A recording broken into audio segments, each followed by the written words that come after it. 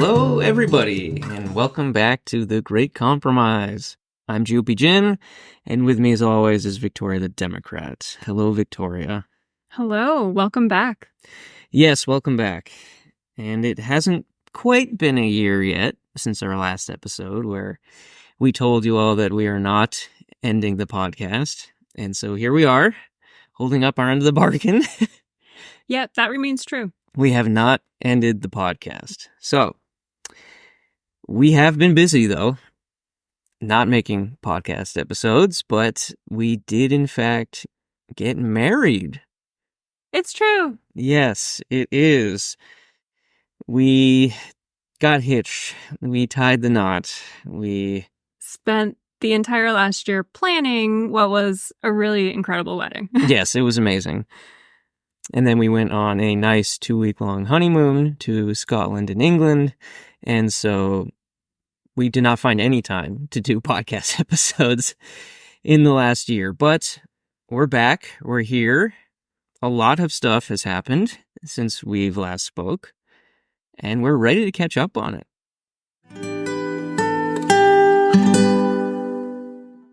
So, of all the things we have missed over the past year... It was less than a year. Less than a year, of course. I guess we can start with Joe Biden dropping out of the race. So many firsts. So many firsts have happened. This is going to be a really wild election season. Yeah, I watched the debate between Trump and Biden, and it was so incredibly painful on both sides. I mean, Trump didn't say anything true the whole time, but Biden couldn't say anything at all. And it was really, really sad to watch. I mean, he was a shell of himself. Basically, so sad. Yeah, they dragged a corpse up there to debate Trump. I mean, a little much. That is basically what it was, though. I mean, it was terrible. And it was so bad that the Democrats were calling for him to step down. That was the wildest thing, is to hear everybody say, like, I won't be donating to the Democratic Party if it's Biden that's going to continue to run. Obama spoke out against him. Like, it was, it really gotten out of hand. Yeah, it was a big deal. And the Biden team kept saying, no, we're not dropping out. No, we're not dropping out. And then until they did, which was a huge moment, I think, in history, and certainly for this election, because after that debate, no one had any faith in him anymore, that he could win, or even that he was still capable of doing the job. Yeah, I mean, it was definitely the better decision to drop out, because I mean, I think we as a society have less and less faith in the presidency. As the years go on, there's not like that respect that used to be there decades ago. Yeah. And so I think it's really important to step aside and to let somebody else fill that role. I think it was the right thing to do, for sure. I mean, both Biden and Trump are way too old. Biden, it shows way more, but Trump is not that much younger than him. What's his age? I think he's 3 or 4 years younger than Biden, so he's late 70s at this point. Yeah. I was, researching for this episode, and it's just impossible not to come across all the talk about, there being a cap on people running for presidency, and it's just such a huge conversation right now. Yeah, I mean, we have age minimums. Is it really so outrageous to have age maximums to be in office? Well, a growing number of people think that it needs to be put in place. I mean, watching Biden struggle to speak really makes me think that maybe we need age limits. Mitch McConnell, I don't even know if you remember, he had like these moments in press conferences where he just froze. He couldn't say anything. He couldn't react. Like, they had to pull him away, and that happened like 2 or 3 times to him. And he's now not running for re-election, but they're just too old. We're being ruled by the geriatric class Well, honestly, I think there need to be more things in place so that when somebody's not capable of fulfilling the post that they're currently in, like Mm-hmm. there's something where they're not able to continue fulfilling that role, even though their term is not fulfilled, it's not up yet. Um, who is that senator who had like a stroke or something right after he started running and then like his family didn't pull him out? Yeah, from Pennsylvania. John Fetterman. Yeah, he had a stroke when he was running for office. He still won. He still won, yeah. It's clear the man is not well still. And it's really leaves me with like a sick feeling in my stomach that it's so important that he's in office that the people around him aren't putting him first. Mm-hmm. And making sure that he's not like working full time, fulfilling whatever duties he's supposed to be looking like he's fulfilling and not just getting him the care he needs. Like, Right. what isn't in place to make sure that that doesn't continue to happen? And that is what's happening with Biden. The man is, right. He's not well. He's way too old to be president. And who's making the decision, actually? Like, I mean, I think it was the Democratic Party who wanted to keep him there because they thought he was their best chance. But after that debate, it was very clear that he couldn't do this anymore. There was no denying it. And they've been hiding it and denying it. I mean, he has done a handful of press conferences since he's been elected. And his team vets all the questions ahead of time. Like, he doesn't go off the cuff. Right. They've been hiding his condition this whole time. And so this debate just showed that he's no longer capable. Yeah, but this is the first time in history that after people have been chosen to run, right? We already had the primaries. Then there's a new, person that's leading the Democratic Party. Mm-hmm. And that's Kamala Harris. It is Kamala Harris, current vice president. I wanted to ask you, how do you feel about her? What are your thoughts? Do we even know that much about her?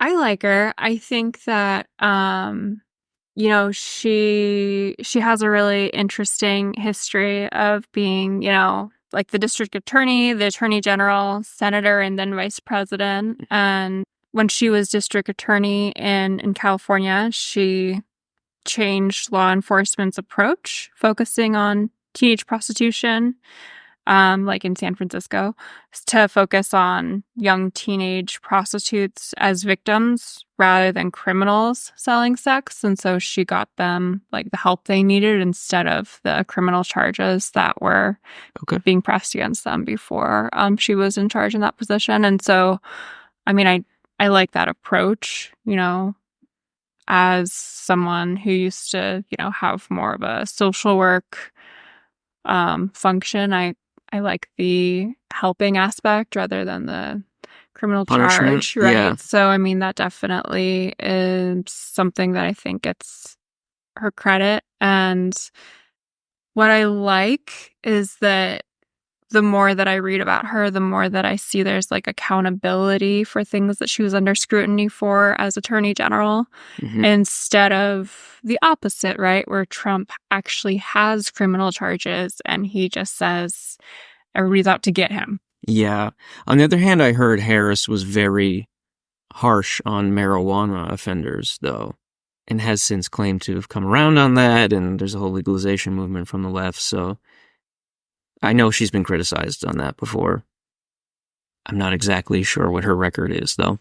Yeah, I mean, that's what I definitely have seen, is that there are instances of like inconsistency in her record, or, having to change with the times rather than her original opinion. But I think that's true of like any politician that's been around for decades, where their original opinion just isn't everybody's group think, right? You have to kind of be swayed by the population at some point when you're growing into larger and larger bodies that you're in charge of. Sure. Yeah. And from what I've seen, like, she's kind of taking some accountability for that. So I like that better than the opposition. Okay. The only other thing I know about her is that during the last Democratic primary, during the last election, she came in dead last. That's all I know about her. That people did not like her at the last election. So obviously, Democrats have no other choice now. They didn't get to vote for her in a primary this time. I know, it's so weird. She was assigned to you. Yeah. No choice, but when you did have a choice, no one liked her. So interesting how times change when, you're desperate, basically. Yeah, and that's sad because I don't think that's the way that anyone should win the presidency, and I don't think that's the way that anybody should break a glass ceiling or win their goals. But I'm really rooting for her. I would be really devastated to have Trump as president again. And I think that Tim Walz looks like a really great option as well. Yeah, it was no surprise. They went with an old white man for her VP pick. That's what they do. They have to, That's quote, the strategy. balance the ticket. So Yeah. I didn't know which old white man they would pick. There was talk about Mark Kelly from Arizona being her VP, but they went with Tim Walz, who, outside of Minnesota, does anyone know anything about this man? I don't. I never heard of him before. I'm happy to educate you. I mean, I Great. hadn't heard of him before either, but he was in the Army for 24 years. Really? He served in the Army. Before So- that, he spent a year teaching in China, and he still speaks Mandarin. So, Really? there's already lived experience living abroad. Hopefully that speaks to international relationships. That's Well, just yeah. me speculating, but I think that's cool. China's notable. And he was a high school teacher. He taught geography. And back in 1999, when he was a faculty advisor, he was the high school's very first advisor for the school's Gay-Straight Alliance in 1999. So that's cool that then that was a priority to him. When he was in the House, he focused on veteran mental health, suicide and pain management, research for treating PTSD and chronic pain. So those are issues that he's really been a champion for. He's also been a champion for trans rights and gender reassignment protection and stuff like that. Mhm. So I think that's pretty great for someone who, is from Minnesota and is older, and, he's definitely kind of aligned with Kamala. Yeah, he sounds pretty liberal. Yeah. And from what I've heard, he's popular in Minnesota. Mm-hmm. That's all I know about him. I'm looking forward to watching the debates. Usually the VP debates are pretty boring and skippable, but I don't know anything about him. I don't know anything about Trump's VP pick, J.D. Vance. I think I'll have to watch and find out what are these guys about. He's a little older than Kamala, but he's certainly not Joe Biden old, and he's younger than Trump. So, Yeah. Bringing the median age down a little bit there is good. I mean, Kamala is not very old either. I think she's 59 right now. Mm. So, Yeah, I'm not sure. for politics, that's spring chicken. So that's good. Now, of course, J.D. Vance is very young too. So Yeah, I know. They always have to balance it out Gotta balance for a number out. of reasons. yeah, because now Trump is the oldest candidate in the race. So Well, yeah. yeah, it'll be interesting to see where we go from here. I think the debates are going to be well worth watching at this point. Whereas with Biden, they were painful, but now they're going to be worthwhile for sure. Kamala Harris never really came off as very likable in her debates, in her VP debates, but Mike Pence was not the most charismatic, likable guy either. So those debates were not easy to watch.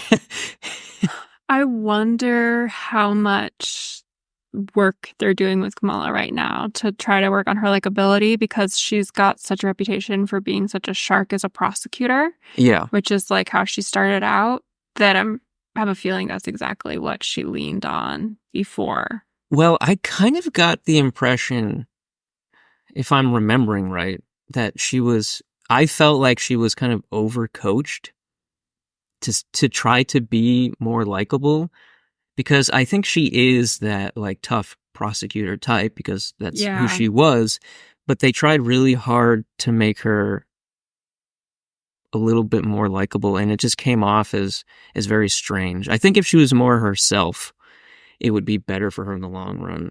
If I she think that's always true. that is always you never true. want to come off fake. It's always true. She was a little overcoached, and maybe she got in her head about it a little bit, but she wasn't very good at it. So just be yourself. If, Kamala, if you're listening, which you're definitely listening, Sure, yeah. just give it a shot. Do your thing. Coming off as a sharp, tough prosecutor against Donald Trump, who is not sharp and who is a criminal, can only be good, honestly. That would be a really fun combination. It would be good. Yeah. So be yourself, and we'll see how it goes. Do we want to talk about Trump, since we've name dropped him a couple times? Do we want to? We've said that we're not going to talk about him anymore, but some things have happened to the Donald that are notable. Headlines only. Mm-hmm. Yeah, well, when we were on our honeymoon, apparently Trump got shot. And by apparently, you mean you've seen the footage? We saw the footage Almost certainly. 10,000 times. It doesn't matter where you are in the world. If you have footage of a former president getting an assassination attempt on him, they're going to play that footage over and over again. Over and over again. Yeah, we were sitting in the London airport, and that was the only thing on TV. Well, they were switching between Trump's assassination and football or soccer. So it was painful either way. Rough time. But Trump's ear seems to be fine. Mm-hmm. Yeah, that bounced back pretty quickly. That was a weird situation that kid was able to bring a gun in to his rally. Secret Service did not stop him. There was a cop who went up on the roof who saw him and was scared and backed down. It's all very strange. I mean, I'm not one of those people saying this is a conspiracy, but it was a huge failure on the Secret Service's part, no doubt. And it led to the best photo Trump has ever taken, and possibly one of the best photos for a presidential candidate ever, of him fist in the air, blood running down the side of his face with the American flag perfectly in the background. Yeah, that's upsetting. Say what you want about the guy, but that is objectively a great photo. And he got that. And I think the only good news out of the situation is that Joe Biden dropped out 2 weeks later, and no one remembers that Trump got shot. So it didn't really help him. I think people remember. Yeah, but no one really cares, it didn't help him. People thought he was going to get a big bump out of that, but it didn't change anybody's mind. Can we talk about how much of a criminal he is? Yes, he's also a criminal. He was convicted of 34 felony charges, or he was found guilty, rather, of 34 felony charges. That is such a big number. Why aren't we talking about that all of the time? Because the news is running so fast these days. So many crazy things are happening. How is he allowed to run? I don't understand what is wrong with our world. He should be in jail. Yeah. No, he shouldn't be allowed. Yeah. I don't think they've sentenced him yet, but he has been found guilty in the scheme to illegally influence a 2016 election through a hush money payment to a porn actress. So that right there. Yeah. He shouldn't be involved in another election. I agree, but whatever the sentencing is, it's not going to keep him from running. I mean, you could technically run from jail if you wanted to. There's nothing that says you can't. Be a president from jail. Sure, and then you pardon yourself. There's nothing that says you can't do that. Can we work on that? Can we work? Well, the people who have to work on that are not going to work on that. So therein lies the issue. Remember how when you were in school, we were taught about how our nation is so great because of all the checks and balances? Mm-hmm. Where are they again? They're out there. They're out there. I feel like they're not. Well, yeah, not for this. Well, anyways, that's Trump. We're going to go back to not talking about him now. We'll see how that goes. We're already not successful. It's good for my blood pressure. Yeah, no more Trump. I did find a study from a Gallup poll about a wide ideology gap opening up between young men and women in countries across the world. And it looks like they did the study in the US, South Korea, Germany, and the UK about where young men and women are on the political spectrum. And it turns out that, in general, that women are getting more liberal and men are getting more conservative. Have you noticed that? Do you know why that might be? I don't have a lot of great reason behind that, but I do have some of my own research about female voters. Okay. As of November 22, 70% of women were registered to vote in the US, according to the US Census Bureau. And, back in the 60s, women were assumed to vote the same way as their husbands. But now they're a crucial swing vote these days. According to the New York Times, they might even influence their husbands' votes.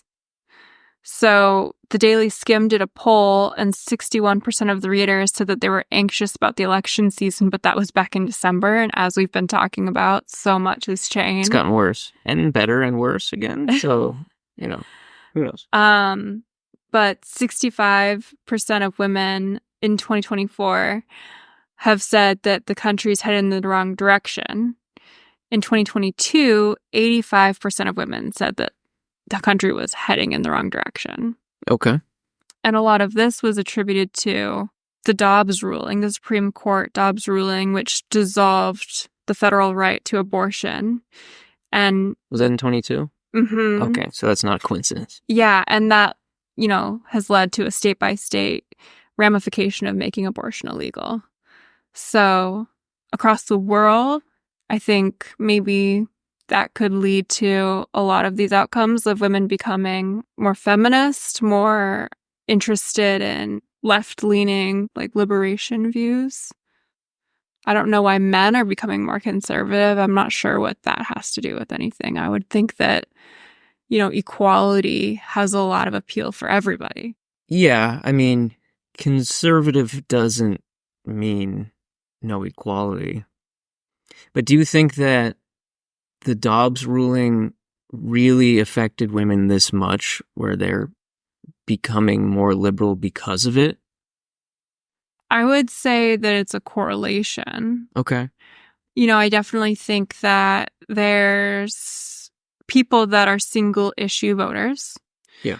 And so that is going to be a loud voice out there. That's not everybody that's a single issue voter, but I think those are people that are going to make that their passion that they're fighting for.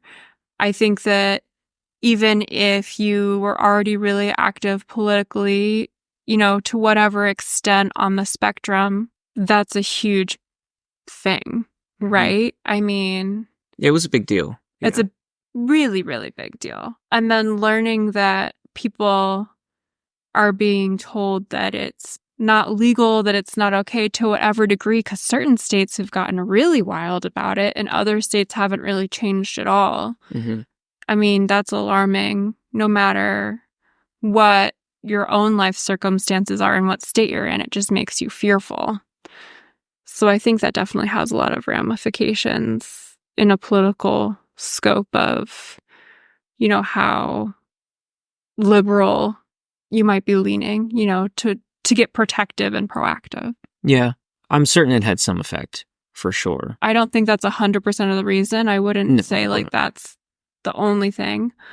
But I think that Trump and the most recent elections have been very divisive. And there's like this counterbalance effect of, well, if you're not with him, you're against him, and we're going to fight the other way. There's been a lot of work to try to make, things better at a LGBTQ scale. Trump has a lot of terrible things to say about that.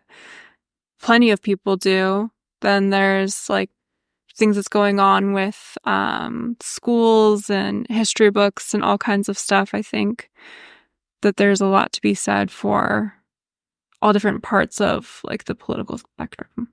Yeah, I mean, it's pretty clear in general that people are becoming more divided, right? Like we've known that for years now, that the norm is to be more extreme. Like we're all being pushed in one direction or the other to the extreme. So it doesn't surprise me that young people are getting pushed too, because we're all getting pushed, but particularly because of the internet. And I think the internet has done a lot of damage and a lot of dividing. It is really, really, really easy to find yourself in an echo chamber on the internet. You find your people, you find your space, and then once you only start hearing opinions that agree with you, thanks to the algorithm, it's really easy to go down that rabbit hole of becoming more extreme in whichever direction that is. And so young people are obviously on the internet more than anyone else. And so it doesn't surprise me that they're going in their respective directions. What does surprise me is that it split men and women. I know there's been like a rise of like these male gurus to try to teach young boys to be alpha men and to live more traditionally. And I don't know how much that has really caught on, but there's more and more of those. And so maybe it's just the algorithm playing with these, I don't want to say kids, but it's young people's minds to push them in a direction just so they can keep getting clicks, Maybe it's just that simple. I don't know exactly, but I know that the internet is definitely playing a huge part in it, for sure. That's so sad. I mean, I guess that's hard for me to really speak to because I don't have any exposure to that side of the algorithm. I mean, like I hear about it. I hear about those echo chambers and those male gurus that are like all alt-right or whatever. Basically, yeah. In my, perspective, my algorithm, whatever it is, there's like some strong male figures, podcasts, authors, male therapists, public speakers, researchers that I think like would be a cool perspective for young guys, like the Gottmans and that kind of stuff. But I don't know how many of their listeners are female. Like it's possible that even though they're men and they're really smart and they're, pretty famous, maybe most of their listeners are just all women. Like, I'm not really sure what the stats are on that.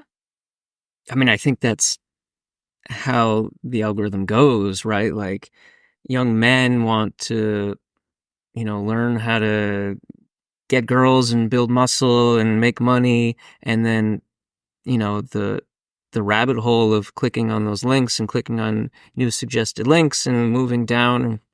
And suddenly you're watching Andrew Tate videos. Oh, is he the trafficker? Yes, he's a trafficker, but he's one of those like alpha male gurus who young boys are like really looking up to. Gross. And he's also like literally a Nazi. So it's just the way the algorithm pushes them towards that is not that difficult. And so women have this totally different algorithm. I mean, this is my only it's so funny because like, well, it's interesting to think about because I think women get caught in a completely different swirl where like when women, just speaking from like my own experiential, conversations and stuff. It's like if you want to, learn about relationships and your dating and stuff, then it's like you end up learning about like the Gottmans because they're love researchers and they're social scientists and they've been doing this for the last like 40 years, You don't end up learning about like, I don't know, Andrew Tate or whatever. He's never popped up on my phone. No, you get Brene Brown, right? But yeah, the power of vulnerability. Yeah, but young boys don't click on those links, They should really try it. They could use it. They could use it more than anyone, but it doesn't get their clicks. So it's this weird thing with the internet and the algorithm, and Can we change the algorithm? Guys, I think that could really help. But it's working as intended, though. No, who? Why? It wasn't ever the intention to turn young boys into Nazis. Like, that's not why someone invented YouTube or anything. I can't speak for TikTok. Down the internet. Well, it's just the algorithm wants to keep you watching or reading or being on their platform for as long as possible. And so it uses whatever data it's collected on people similar to you and your demographics. If they've watched this and then they've watched this, we're going to suggest that to you as well and see if you click. And that just becomes this rabbit hole. But these are single guys that are in this echo chamber that get really extreme because no one's tapping into it and like pulling them out of it and influencing them with like what they know and what they think is useful, right? Like this New York Times article that I read was saying that 5 years ago, there were stats on like how single men were voting, married men were voting, single women were voting, and married women were voting. Mm-hmm. And then again, in the last election, they got all those same stats. And like single women and married women, that didn't change in a notable way. And single men didn't change in a notable way. But married men changed in like a really notable way. And so... Which way? More liberal. Married men voted more liberal. Okay. More liberal. Between like, I think 2016 and... In 2020? 2020. Okay. And so the research was saying that like, why did this change? What's going on? And so it's called like the marriage gap is what they're calling it. That like single people lean more liberal and married people lean more conservative. But in this one instance, the last 5 years, the married men shifted left. And so the theory is that married couples are discussing their votes, being home during COVID and having like the highest number of mail-in ballots like ever was allowing couples to share like who they were voting for and why and have those discussions. And so couples... And the wives are influencing the husbands? The wives are influencing the husbands. Okay. And, is that like the wives... sharing their algorithms with the husbands or sharing their influences of like, I love this book. Now we're going to watch, Brene Brown on HBO together and all this stuff. Been there, brother. Yeah. Yeah, maybe just during the lockdown, they were just able to share more of that and break out of the typical algorithms. I don't know. That's interesting, though. It's all interesting. And not necessarily in a good way, that people are getting more extreme, and that's, definitely divisive politicians, but I blame the internet more than anything. This is just my personal opinion, but I think the internet is to blame for a lot, right? I mean, research also shows that like the younger that kids get cell phones, the more like anxiety and depression that they have. I mean, like there's a lot of reasons that there's legitimate claims to show that like the internet isn't influencing us positively. And so I don't think it's a stretch to say that the internet is probably not influencing us positively in a political light. Probably not. And we have access to more information at our fingertips than ever in human history, but but is it accurate information? Misinformation Is it is more common than real information. skewed to try to Get you- impact us with someone's, negative intent to get you where they want you to go, not with facts or anything else, Right. but just for their own ends. If it makes them money, they'll say whatever, or they'll make you keep clicking and you'll go down the rabbit hole or whatever it is. Or even more maliciously, like if it just gets you to join their cause and it leads you there through all these twists and turns. Yeah, it's a shame, but that's where we are, and there's really no way to fix that, unfortunately. It's closed. It's closed. We'll just close it all down. It's just closed. A lot of businesses are going to be upset if we close the internet tomorrow. But it might be the way to go. How about some good news? What you got? The Pope blesses same-sex unions. What a sweet guy. Mm-hmm. Took long enough. Well, he didn't do it all the way. Sure, of course. Because why would he? The Catholic Church isn't known for changing, but Pope Francis has done more change on his own than, I don't know, the Church has done in a very long time. He's really been a unique guy. He formally approved letting Catholic priests bless same-sex couples, but they haven't completely changed. He still says that marriage is a lifelong union between a man and a woman, and he stresses that the blessings can't be tied to any specific Catholic celebration or religious service and should not be conferred at the same time as a civil union ceremony. So you can't marry them, you can just bless them. Right.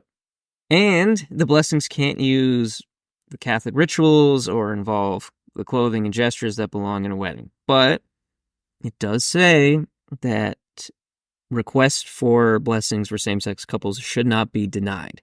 That's good. I mean, it's not fully good, but it is way better than the Catholic Church has ever been before.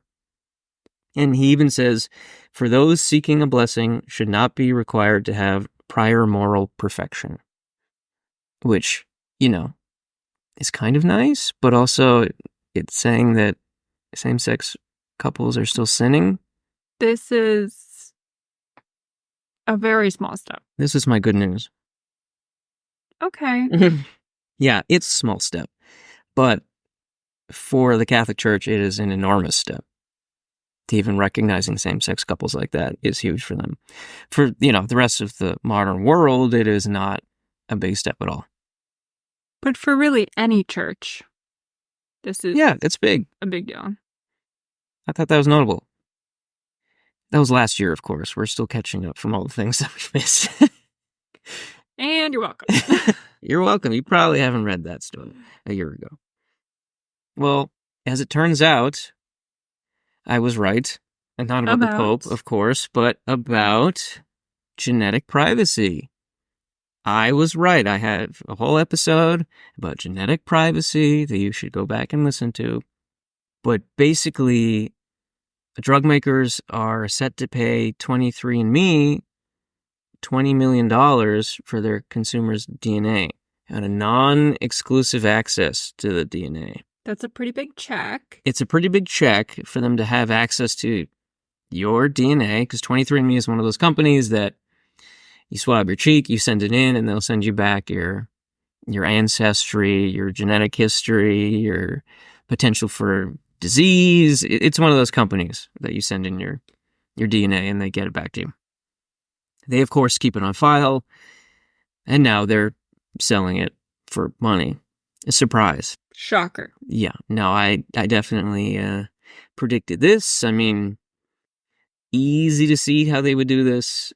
So these pharmaceutical companies are going to use it when creating drugs to try to better medicine? I mean... Well, so their spokesmen say the idea is for the drug makers to comb the data for hints about genetic pathways that might be at the root of disease, which could significantly speed up the long, slow process of drug development. That is what the spokesmen say. I don't know. I don't trust them. I don't like that they have access to these huge databases of the public's DNA. I don't like that anyone has access to these databases. I don't think the police should. I don't think drug makers should. I don't think insurance companies should. I don't think this should be readily available. I think your DNA should be your private information. I truly believe that. Is it even anonymous, or was it given with all people's information? Well, they claim it's anonymous. I don't know. I doubt it. Interesting. I doubt it. I mean, what do you think these companies are more likely to do with this information? Do you think they're more likely to really drill down and make better drugs for the betterment of society? Or do you think they're going to try to, use advertisements more efficiently to people? I mean, what's more likely, in your opinion? I think both. I mean, they spent $20 million. They're not going to get every cent they spent out of that, They're going to be using that for the next 100 years. Like they're going to use it forever. Yeah. Is this a bad time to tell you that I bought you a 23andMe set? It's a terrible time. Yes, I'm not giving away my DNA. I don't know what my genetic makeup is, and I never will. You just have to guess. All right. My bad. We'll skip that. So another big thing that happened during our leave of absence, war between Israel and Hamas. Pretty notable. Pretty heartbreaking. Yeah. I'm sure everybody knows at this point, but I think it's good to remind everyone and to break through the vast amounts of propaganda I see online to just remind everybody about the October 7th attack. This was October 7th, 2023. It started, Hamas fired 3,000 rockets into Israel and then sent paraglider troops in to attack a music festival. This was all civilians. So in total, the terrorists killed 1,139 people. 695 of them were Israeli citizens, including 38 children.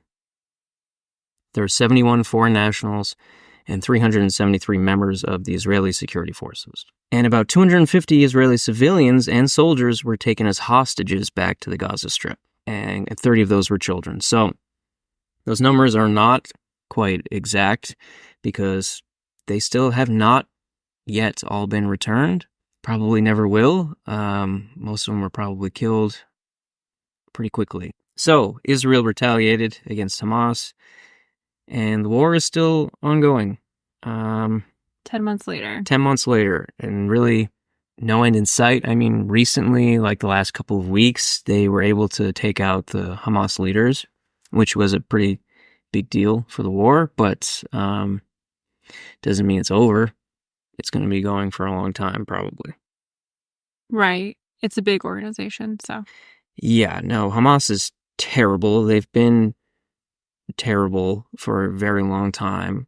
They technically originally were elected by the Palestinians to lead them, at least the first time. And then after that, they didn't allow for any more elections. So they just took over and have made the lives of the Palestinians a living hell. If anyone is the enemy of the Palestinians' cause, it's Hamas. They're actively keeping them down. There's been an outpouring of support for the Palestinian people from across the world, and countries are sending them food and supplies, and it's just not getting to the people because Hamas is taking it and stockpiling it for themselves while the people starve. And there's nothing that's so anyone awful. Can do about it. It's so awful. It's terrible. It's terrible. And there's so much propaganda online. I mean, I know. Reddit is terrible about this. It's basically just a pro-Hamas propaganda machine, especially at the beginning. It's just awful how any bad thing that happens in Gaza and Israel is to blame when 9 times out of 10, it's Hamas is to blame. It's truly disgusting. And Al Jazeera, you shouldn't even call them a news organization anymore. They're just the propaganda wing for terrorists. It's really bad. Hopefully there's some kind of resolution for that soon. It's sad. No matter how you look at it, all the lives that have been lost and everything that's happened over there over the last 10 months and way longer. I mean, just the history of Israel and everything is just really heartbreaking. But the number of ceasefires that people have tried to mediate and then just for them to be broken immediately and everything, it's just... Hamas will either deny the ceasefires or they will break them every time. Yeah. Every time. So there's just... It's all talk and there's not a lot of hope. I mean, I can talk about how evil Hamas is all day, but they set up their quote, military bases under civilian structures like hospitals and schools so they can point the finger at Israel when they have to retaliate and blow up those buildings. They can say, oh, look, Israel just blew up a hospital. Well, no, it was a military base. When you got Hamas terrorists dressed up as doctors in an effort to hide amongst the sick and injured, I mean, who's really the bad guy here? It's disgusting. I just can't imagine having to make any of those decisions or fight in that war. It's really sickening. It's terrible all the way around. So, yeah, that's ongoing. I mean, suffice to say that I personally support Israel and I hope they wipe out Hamas soon. It's better for everybody. I don't know how much longer this will go on, but I don't know. I feel so bad.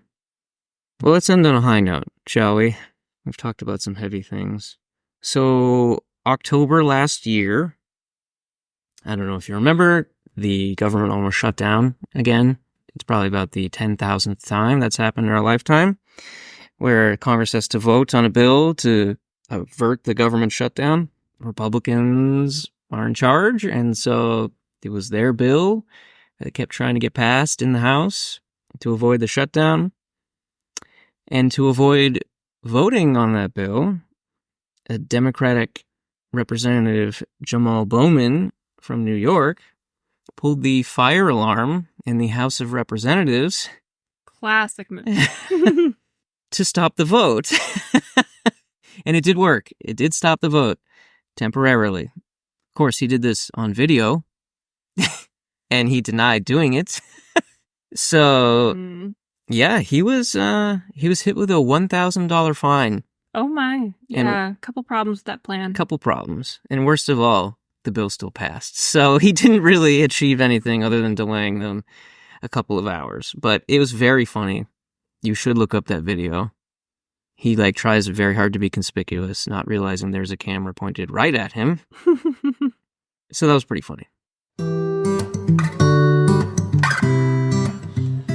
Thanks for listening to this episode of the Great Compromise podcast. We'll try to make another episode again soon, but in the meantime, please follow us on social media. Thank you.